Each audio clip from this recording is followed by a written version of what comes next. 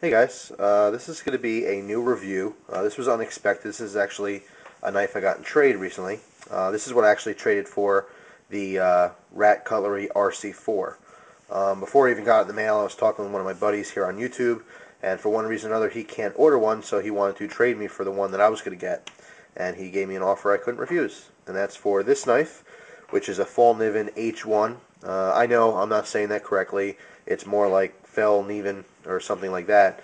But of course, I'm just an ignorant American, and I'll just continue calling it Fallkniven because that's convenient. But anyway, you guys know what I'm talking about. It's a Fallkniven model H1, which is the Hunter model. As far as the trade, he gave me this whole setup here, as well as two slip joints, a trapper, which I'll have a separate video on, a video review, and a Stockman. Okay, so I couldn't refuse the trade offer.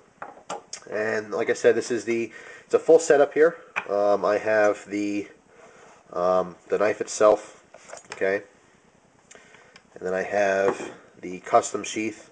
And if you're interested in this sheath, you can get these. Let me look at the little. If you see right here, this is the maker's mark, but I gotta look close to read it. It's JRE Industries, and they do have a website. They do sell custom sheaths.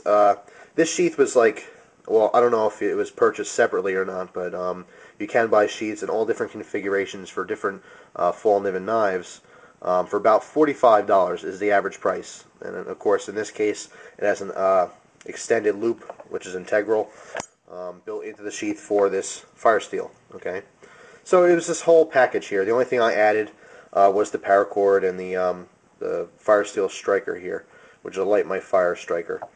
But anyway, let me talk about the knife first, then I'll kind of get into the setup itself.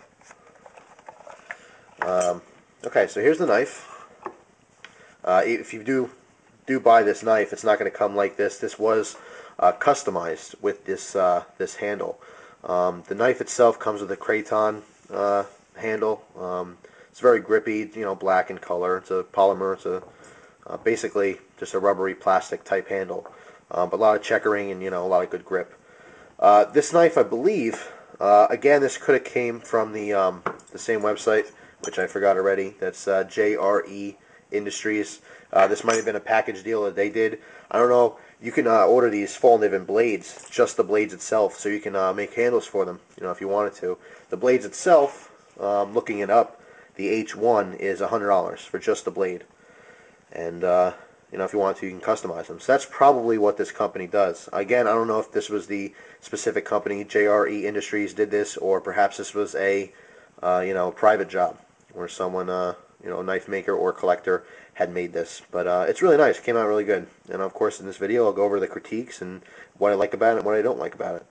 But overall, I'm really happy with the trade.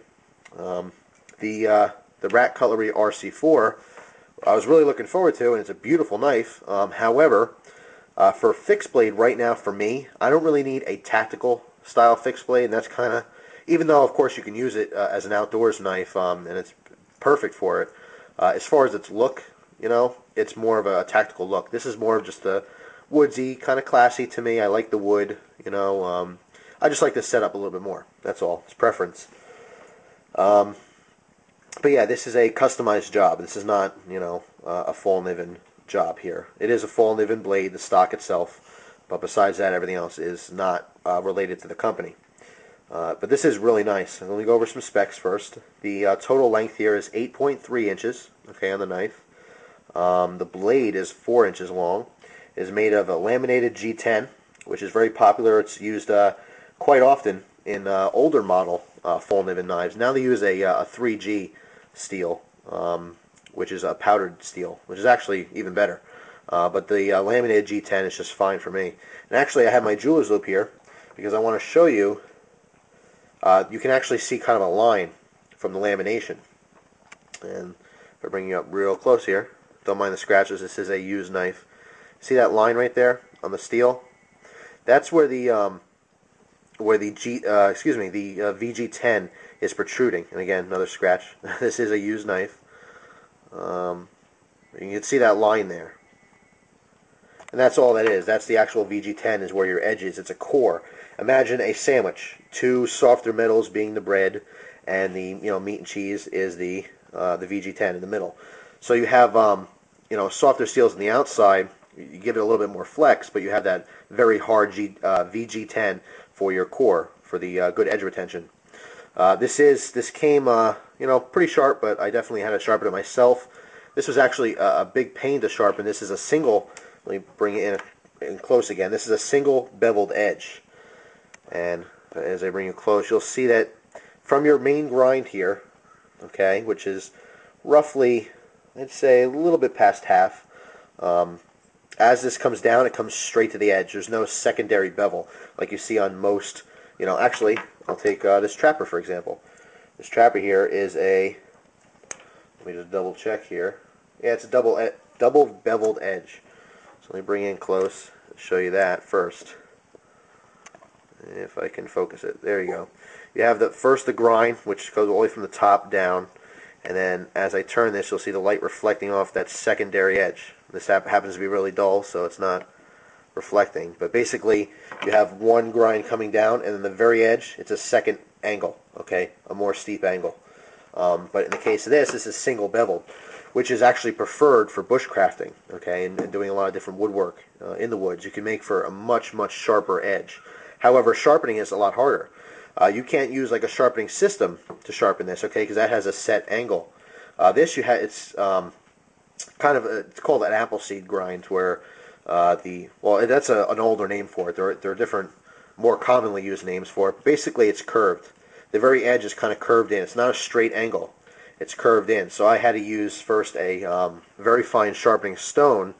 And in the future, I'll have videos on hand sharpening. I get a lot of requests for that. In the future, I will have videos like that. But basically, as I'm sharpening, I had to kind of change the angle a little bit, okay, as I'm rolling it off the stone. And then when I was done, I kind of did like a makeshift poor man's strop, which I used a old leather belt and put on a little bit of Flitz metal polish, okay, and just kind of strop that ghetto style. And actually, you know what? It worked fairly well. This thing is a beast now. I do plan on getting in the near future my own actual strop and some real compound, okay, so I can strop my knives properly. But like I said, a little ghetto setup there, and it seemed to actually work pretty well.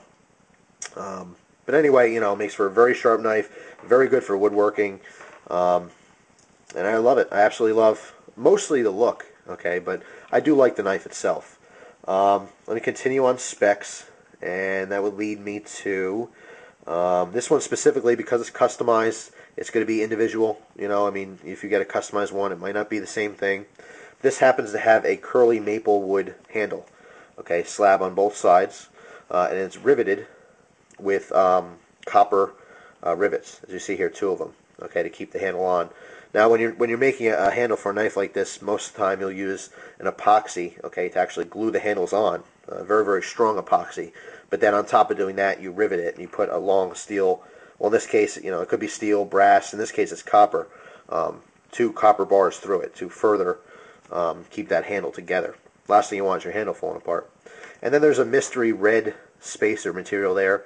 The person I got this from said it's probably a red micarta. That very well may be, but I don't know for sure. But aesthetically, it looks nice. It's got red, red lines underneath the wood.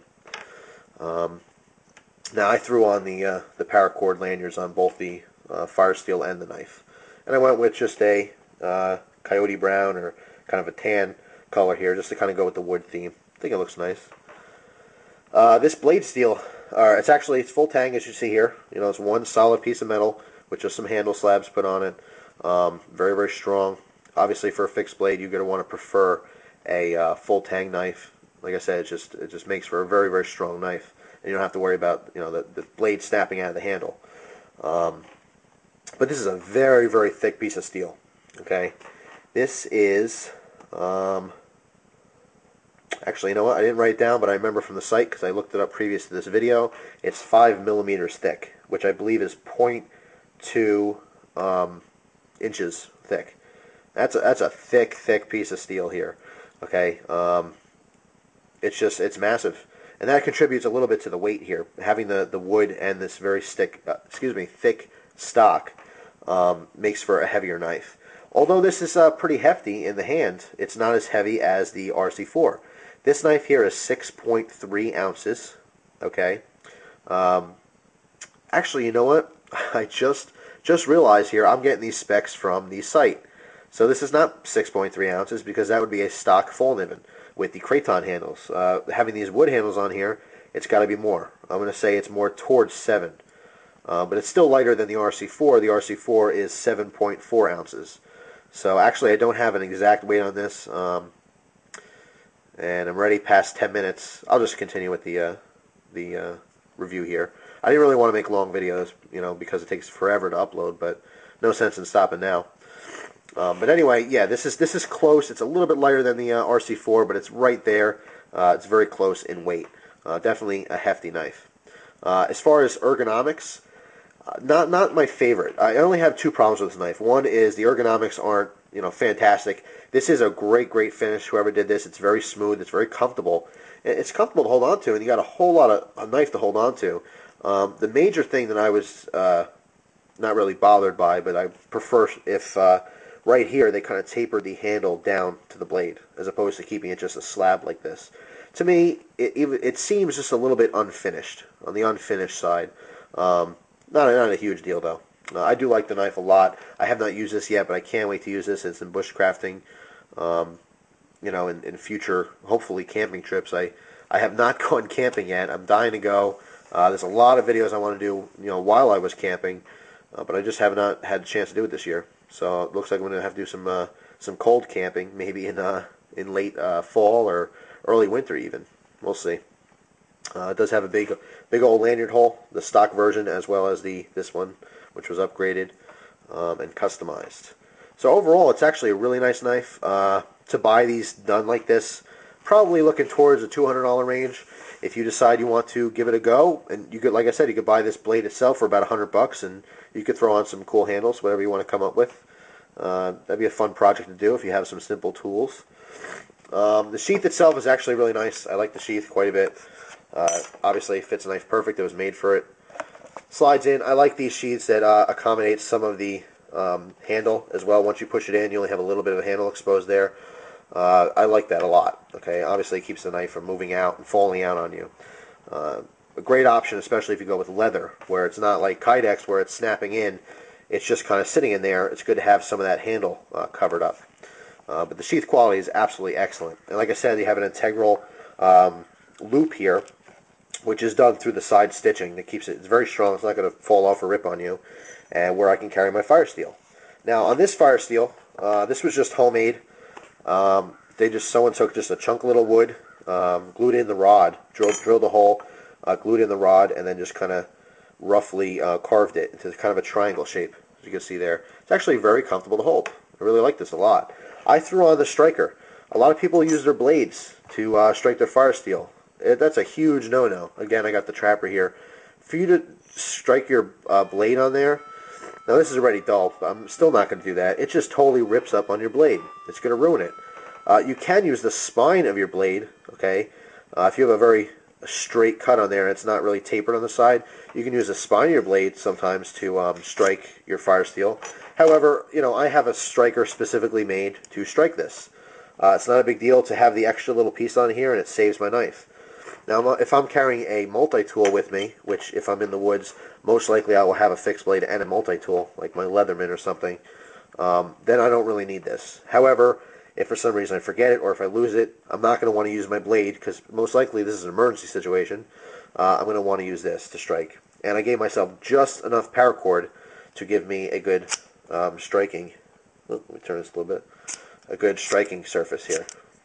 You see there. So I got just enough reach to strike this, so I don't have a really long cord. But like I said, it is effective and it's together, so I won't be losing it. Now what I do to carry this, I've only carried this once so far, is I actually put my belt through the loop, and then on the back here I tuck all these parts in. I'll tuck the striker off to the side here, and then I'll tuck in my lanyard in the opposite direction. Okay, so things aren't moving around when I'm walking. So I absolutely love this package, you know, and I don't know if the person who traded with me wants me to mention their name or not, but you know who you are, and I just want to say I am very happy with the trade. I love this stuff. It's awesome. This is a really nice upgrade to my Frost Mora. I've actually been using the Mora 2000, which I love, absolutely love. It's a great knife for bushcrafting and camping, stuff. But this is just a really nice upgrade. That laminated VG10 holds and takes a great edge, and the overall look on this is very woodsman-like, which I really like a lot. So, I hope you guys like this review of the knife. Again, I got this long video. The last one took me 2 full days to upload, so I'll probably have to upload some other videos before this, but eventually you'll be watching this right now. So, thanks for sticking with me and watching the videos. I appreciate it, and I'll see you in my next one. Take care.